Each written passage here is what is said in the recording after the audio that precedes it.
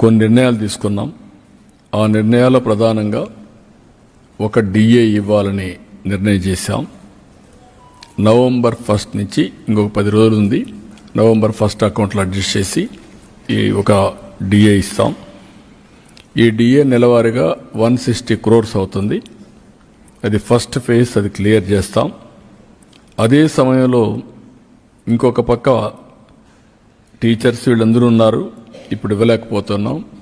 Earn leave కూడా పోలీసులకు మాత్రం ఒక 1 ఇన్స్టాల్మెంట్ క్లియర్ చేస్తాం.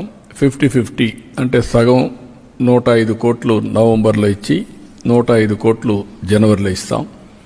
ఇది కూడా క్లియర్ చేస్తాం. రెండోది, వీళ్ళు హెల్త్ దీనికి కాంట్రిబ్యూట్ చేస్తున్నారు. కొన్ని రాష్ట్రాల్లో ఇన్సూరెన్స్ కూడా పోయారని చెప్పారు.